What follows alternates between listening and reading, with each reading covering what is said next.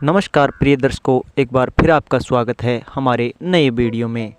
प्रिय दर्शकों, आज फिर हम नया वीडियो नई जानकारी लेकर हाजिर हुए हैं।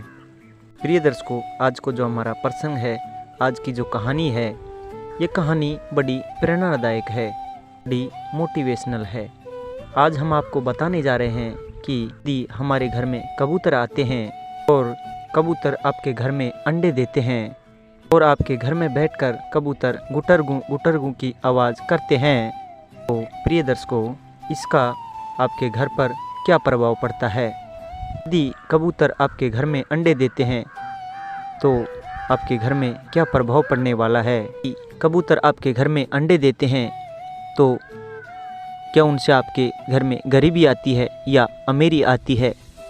आपके घर का नसीब खुल जाता है या आपका भाग्य उदय होता है।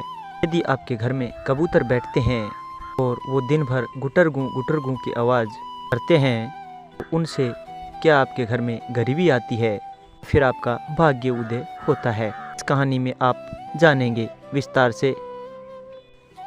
से आपको सारी जानकारी दी जाएगी।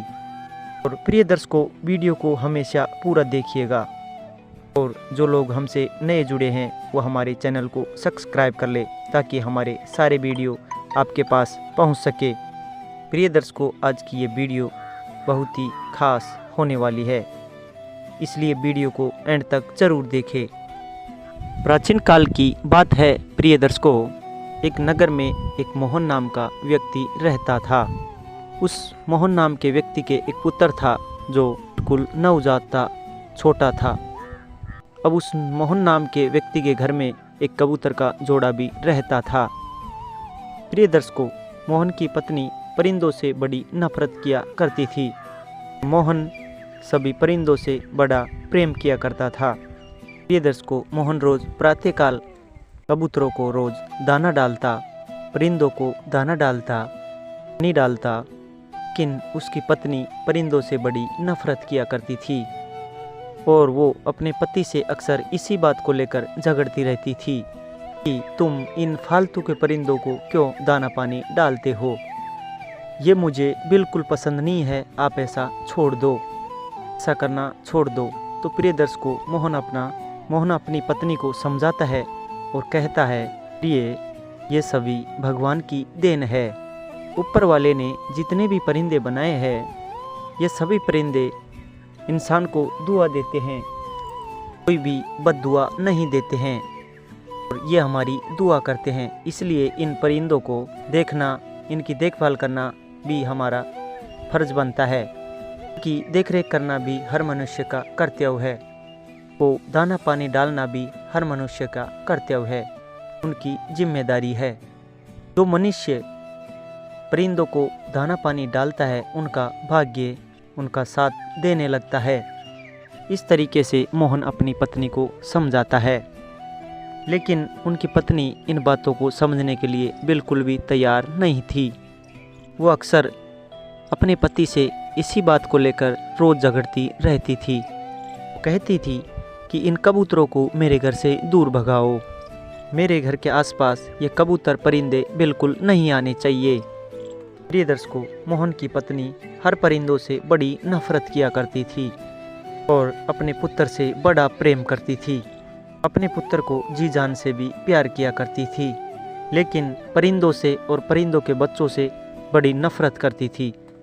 मोहन अपनी पत्नी को समझाने की खूब कोशिश करता, लेकिन वो बिल्कुल नहीं समझती थी। प्रिय दर्शकों, एक दिन की बात है, मोहन किसी काम से शहर चले जाता है और पीछे मोहन के घर में जो कबूतर और कबूतरी रहते थे, वो मोहन के घर में अंडे दे देते हैं। अब मोहन की पत्नी अपने पति से इस बात को लेकर झगड़ती थी। वो कहती कि इन अंडों को यहाँ से दूर भगाओ, मैंने पहले ही कहा था कि इन कबूतरों को घर में मत रखो, लेकिन तुम मेरी एक नहीं मानते हो। अब देखिए, इन कबूतरों ने हमारे घर में अंडे भी दे दिए हैं। इन कबूतरों ने हमारे घर में अंडे देकर गंदगी फैला दी है।